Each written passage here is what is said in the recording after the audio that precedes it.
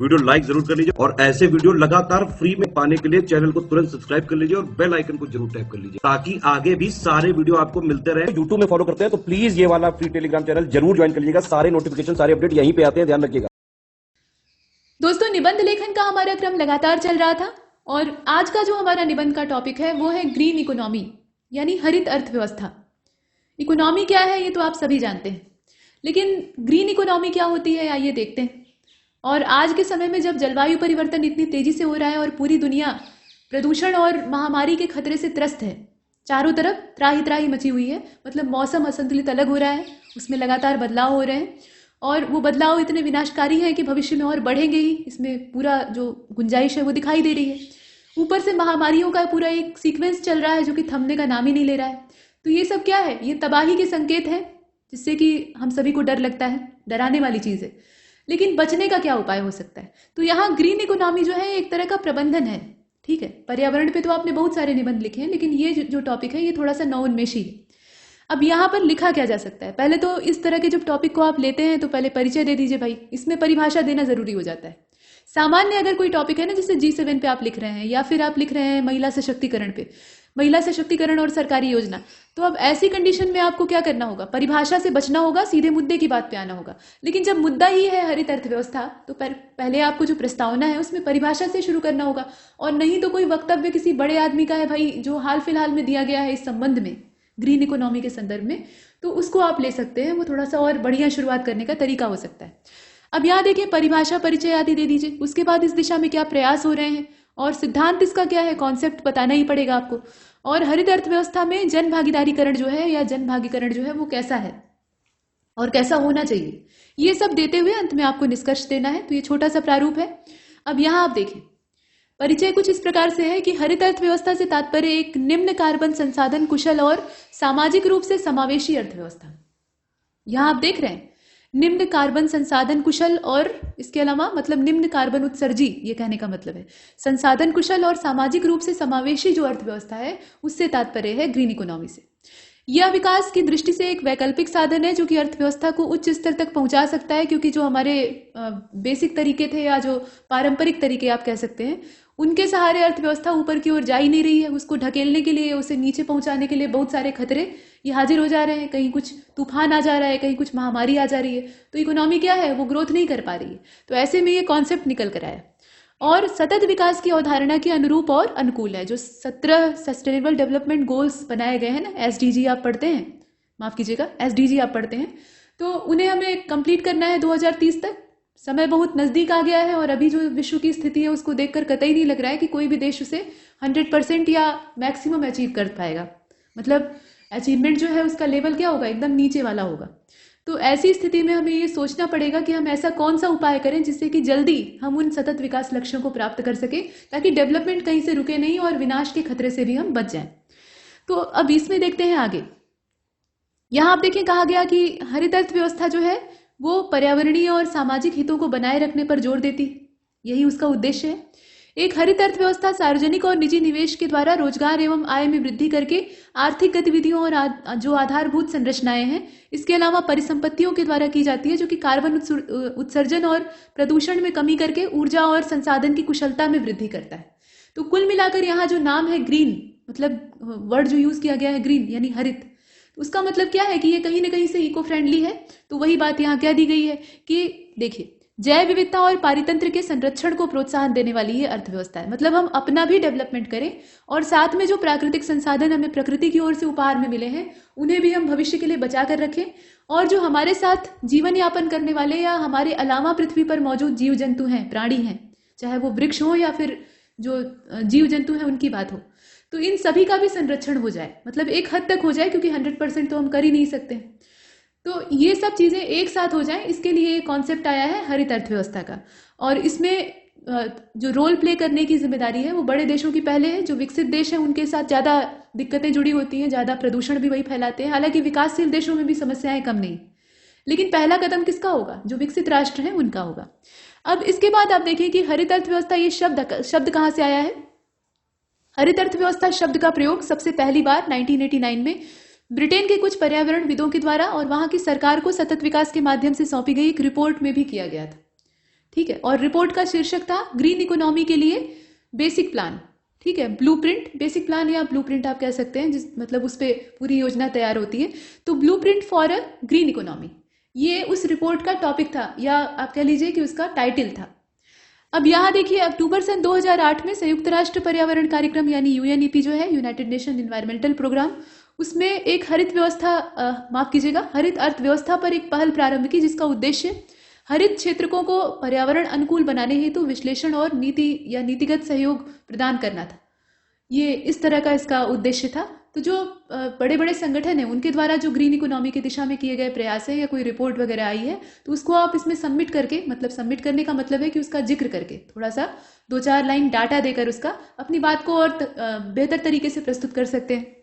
अब इसके बाद आप देखें कुछ और सम्मेलन वगैरह हुए हैं, जैसे कि कोपेनहेगन में ये जून में हुआ था 2009 में। तो संयुक्त राष्ट्र जलवायु परिवर्तन सम्मेलन में एक घोषणा की गई थी जिसमें कि अनेक संकटों के समाधान के रूप में ग्रीन इकोनॉमी को सपोर्ट किया गया था। और फरवरी 2010 में नुसा दुआ जो बाली में है, मतलब इंडोनेशिया की बात हो रही है, वहां पे संयुक्त राष्ट्र पर्यावरण कार्यक्रम का जो मंत्री स्तरीय इन्वायरमेंटल जो फोरम बना था या मंच बना था, उसमें ये स्वीकार किया गया कि हरित अर्थव्यवस्था की अवधारणा वर्तमान चुनौतियों का सामना कर सकती है, जो कि हमारी सामान्य अर्थव्यवस्था नहीं कर सकती, कर ही नहीं पा रही है। बार बार वो ताश के जो पत्तों का मकान होता है, महल होता है, उसकी तरह ढह जा रही है, जरा सा झटका लग रहा है।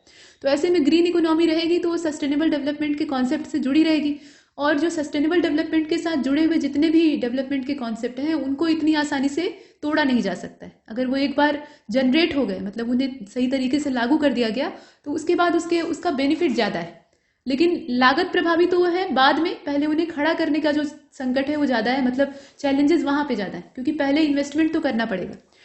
वही चीज़ यहाँ भी है। अब देखिए, यहाँ पर चुनौतियों का वो सामना कर सकती है और सभी राष्ट्रों को आर्थिक विकास और लाभ के अवसर दे सकती है।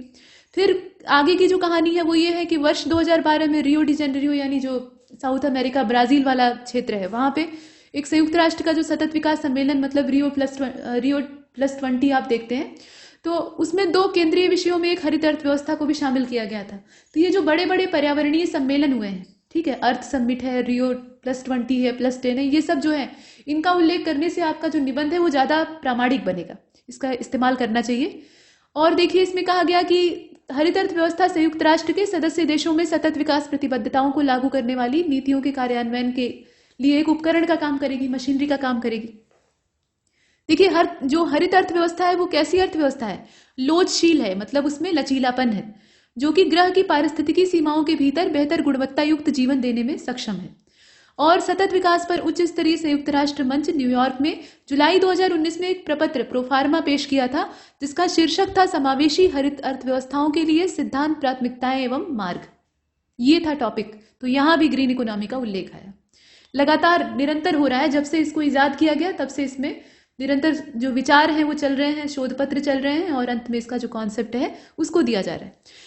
इस रिपोर्ट के अनुसार आने वाले दशकों में मानवता के समक्ष जलवायु परिवर्तन, जैव विविधता में ह्रास और आर्थिक और जो सामाजिक असमानता है उसमें वृद्धि जैसी अनेक अन्य गंभीर चुनौतियां उत्पन्न होंगी। और ये वैश्विक संकट पृथक रूप से अलग नहीं किया जा सकता, क्योंकि ये सभी परस्पर संबंधित हैं, अंतर संबंधित हैं। और हमारा आर्थिक तंत्र इतना सक्षम नहीं है, यहाँ आप देखें, इतना सक्षम नहीं है कि वो सामाजिक लक्ष्यों तथा पर्यावरणीय लक्ष्यों के बीच में एक संतुलन बना सके। उपर्युक्त समस्याओं के लिए एक नए आर्थिक दृष्टिकोण की आवश्यकता है। इसका विकल्प हरित अर्थव्यवस्था है, जिसे कि हमें अपनाना चाहिए। हरित अर्थव्यवस्था कैसी होती है? अब यहाँ देखिए, वो जन केंद्रित होती है, मतलब जनता को केंद्र में रखकर बनाई गई होती है। इसका उद्देश्य वास्तविक और साझी समृद्धि का निर्माण करना होता है, और यह ऐसी संपत्ति के निर्माण पर बल देती है जो कि न केवल वित्तीय हो, बल्कि इसमें मानवीय, सामाजिक, भौतिक और प्राथमिक जो पूंजी है, माफ कीजिएगा, प्राकृतिक पूंजी है, उसे शामिल किया जाता है। यानी ये समेकित होती है। यह सतत प्राकृतिक तंत्र, यहाँ आप देखें, सतत प्राकृतिक तंत्र अवसंरचना, ज्ञान, शिक्षा आदि में निवेश तथा इन तक पहुंच को प्राथमिकता देती है। यह हरित एवं उचित रोजगार के अवसर उपलब्ध कराती है, जो कि समावेशी और गैर भेदभावपूर्ण होता है। ये चीजें हमने देखी। यह लोगों के बीच में असमानता को कम करते हुए समतापूर्ण अवसर प्रदान करने पर बल देती है। यह भविष्य के हितों को ध्यान में रखते हुए संपत्ति निर्माण, यहाँ आप देखिए, संपत्ति निर्माण और दीर्घकालिक अर्थव्यवस्था का एक प्रमुख स्रोत है। तो ये तारीफें ही हम कर रहे हैं। अब देखिए, इसमें यह भी बताया गया कि यह जो व्यवस्था है ये एकजुटता, सामाजिक न्याय, मानव अधिकारों, श्रमिकों और अल्पसंख्यकों के अधिकार तथा सतत विकास के अधिकार का समर्थन करती है। इससे प्राकृतिक पूंजी की हानि को रोका जा सकता है और प्राकृतिक जो पारिस्थितिकी पर्यावरण है, मतलब पारिस्थितिकी और पर्यावरण यहाँ लिखना चाहिए था असल में, तो उसको बचाया जा सकता है जो कि लगातार नष्ट हो रहा है। यह जैव विविधता, मृदा, जलवायु आदि जो पारितंत्र के घटक हैं अपने अपने, मतलब जैविक अजैविक दोनों, तो उनमें सुधार और सुरक्षा उनकी जो है उसको वृद्धि प्रदान करती है, मतलब सुरक्षा भी करती है, उसमें सुधार भी ला सकती है। यह लोगों को कल्याणकारी और गरिमामय जीवन देने के लिए सक्षम है, मतलब जितनी भी बेसिक चीजें चाहिए होती हैं, पहलू चाहिए होते हैं, मतलब अच्छा जीवन जीने के लिए। सबसे बड़ी बात तो यह है कि कोई भी ह्यूमन लाइफ हो वो बिना जो नेचुरल रिसोर्सेज हैं उनके नहीं चल सकती। चाहे जितना ही हम विकल्प तलाशते रहें, लेकिन जो बेसिक संसाधन प्रकृति के द्वारा हमको दिए गए हैं उनके बिना हम एक दिन भी अपना गुजारा नहीं कर सकते। तो ऐसी स्थिति में उनको बना कर रखना और सुरक्षित रखना दोनों सबसे बड़ी रिस्पॉन्सिबिलिटी है। तो ग्रीन इकोनॉमी जो है वो बेसिकली उसी पर फोकस है, मतलब उस पर्यावरणीय संसाधन और जो पर्यावरणीय घटक हैं, चाहे वो जैविक या अजैविक दोनों घटक हो, दोनों का संरक्षण करने में वो सक्षम है। तो जब ऐसा हो गया, मतलब इन चीजों का संरक्षण हो गया, तो मनुष्य की जो जीवन शैली है वो तो अपने आप अच्छी हो जाएगी। अब इसके बाद आप देखें, यह स्थानीय अर्थव्यवस्था के लिए हस्तांतरित निर्णय और प्राकृतिक तंत्र के प्रबंधन को प्रोत्साहित करती है।